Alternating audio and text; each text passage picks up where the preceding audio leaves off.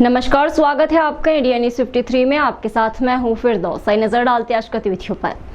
भारतीय किसान संघ मध्य प्रदेश की जिला इकाई द्वारा कलेक्ट्रेट कार्यालय में सांकेतिक रूप से धरना देकर विरोध दर्ज कराया। किसानों की मांग है कि लंबे समय से किसान पीड़ित है, कई बार प्राकृतिक आपदाएं आई है, बावजूद देश की उन्हें किसी प्रकार का मुआवजा नहीं दिया जा रहा और न ही किसानों की फसलों का सर्वे किया जा रहा है। इसके अलावा किसानों को कई समस्याओं का सामना करना पड़ रहा है। कई जगह किसानों के खेतों के रास्ते रोके जा रहे हैं।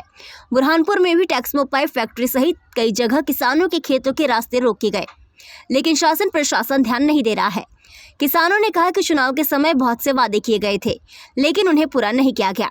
खंडवा में प्रकृति आपदा से प्रभावित किसानों को मुआवजा दिया गया, लेकिन बुरहानपुर के किसानों को नहीं दिया गया है।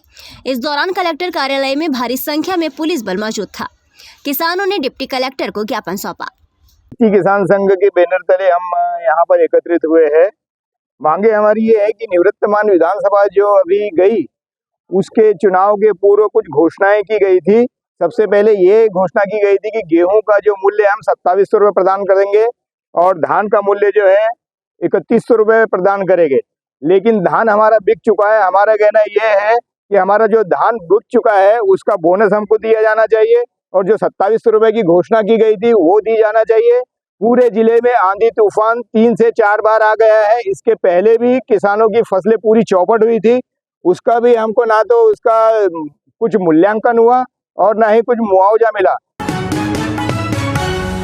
जिले में बेमौसम बारिश, आंधी तूफान से हुए नुकसान का सर्वे करने और मुआवजा देने की मांग। किसानों ने जनसुनवाई में की शिकायत।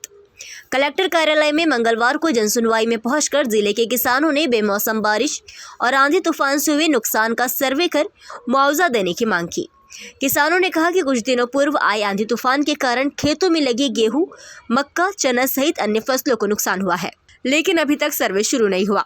शासन से मांग करते हैं कि खेतों में हुए नुकसान का सर्वे कर किसानों को मुआवजा राशि देने की मांग की गई। ग्राम लोनी के रहने वाले जगन्नाथ पाटिल 2015 से जनसुनवाई में पहुंचकर शिकायत कर रहे हैं। उनकी फसलों को सूकर नुकसान पहुंचा रहे हैं। उनका कहना है कि खड़ी फसलें बर्बाद हो रही है।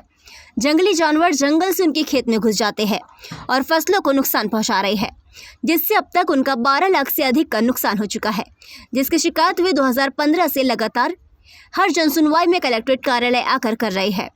300 से अधिक बार उन्होंने शिकायत की है, लेकिन अभी तक उनकी सुनवाई नहीं की गई है, जिसके कारण वो काफ़ी परेशान हैं। उन्होंने कहा कि बार बार शिकायतें करने पर प्रशासन ने उन्हें आदतन शिकायतकर्ता घोषित कर दिया है, जिसके कारण आप कोई भी अधिकारी कर्मचारी उनकी शिकायत को गंभीरता से नहीं लेता और उनके खेत की फसलें लगातार सूकर नुकसान पहुंचा रही है। जंगली सूअर हमारी फसल खा जाते हैं, जंगली सूअर फसल खा जाते हैं और उसके पंचनामे में भी हुए, 65-70% नुकसान हुआ है, परंतु हमको मुआवजा नहीं दे रहे। हम पंचनामे की फोटो कॉपी लगा रहे हैं, पढ़ते भी नहीं कागज को हमारे। कितनी बार आओ, 2015 से इनके पीछे घूम रहे हैं और हम शिकायत करने आते हैं, हमारा काम करते नहीं और हमको आदतन शिकायती बोल देते हैं। आदतन शिकायती बोल देते हैं। जिला पंचायत कार्यालय में हुई साधारण सभा की बैठक। जनप्रतिनिधियों ने प्रशासनिक अफसरों से ली योजनाओं की जानकारी। जिला पंचायत कार्यालय में मंगलवार को साधारण सभा की बैठक आयोजित की गई। अध्यक्ष गंगाराम मार्को सहित जिला पंचायत सदस्य शामिल हुए। बैठक में सीईओ सृष्टि देशमुख ने सभी शासकीय विभागों के अफसरों से जिले में संचालित योजनाओं की जानकारी लेने के साथ ही कार्य अधूरा मिलने पर उन्हें जल्द पूरा करने के निर्देश दिए। बैठक में जिला पंचायत अध्यक्ष ने भी ग्रामीण क्षेत्रों में स्वास्थ्य सुविधाएं और पेयजल की सुविधा उपलब्ध कराने के निर्देश दिए। पीएम आवास सहित सरकारी योजनाओं के कार्य अधूरे होने पर सदस्यों ने नाराजगी जाहिर की। मंगलवार को अखिल भारतीय विद्यार्थी परिषद की जिला इकाई नारेबाजी करते हुए कलेक्टर कार्यालय पहुंची।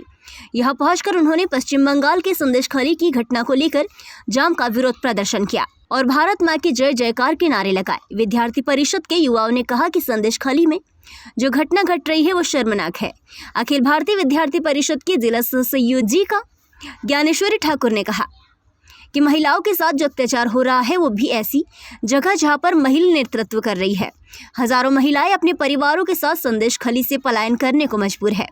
हम मांग करते हैं कि केंद्र सरकार इस ओर ध्यान देकर महिलाओं पर हो रहे अत्याचारों पर अंकुश लगाने के लिए सख्त कदम उठाए और हेल्पलाइन नंबर जारी करे और जो लोग ये कृत्य कर रहे हैं उनके खिलाफ दंडात्मक कार्रवाई की जाए। आज अखिल भारतीय विद्यार्थी परिषद के द्वारा राष्ट्रपति के नाम कलेक्टर महोदय को ज्ञापन सौंपा गया है। पश्चिम बंगाल में संदेश खाली में जो महिलाओं के साथ घटना घटी है, यौन शोषण, उत्पीड़न, बलात्कार जैसी घटना घटी, और घटना वहां घटी है जहां पर स्वयं नेतृत्व करता एक महिला है, तो ये मानवता को शर्मसार करने वाली घटना है, जिसके विरोध में विद्यार्थी परिषद पूरे प्रदेश भर में प्रदर्शन आंदोलन कर रही है कि जिन शोषित महिलाओं के साथ, जिन महिला जो अनुसूचित वर्ग की महिला थी, अत्यंत पिछड़े वर्ग की जो महिलाएं थी, उन लोगों के साथ जो शोषण हुआ है, जिन जिहादियों के द्वारा वो शोषण किया गया है, उन पर कड़ी से कड़ी कार्रवाई होनी चाहिए।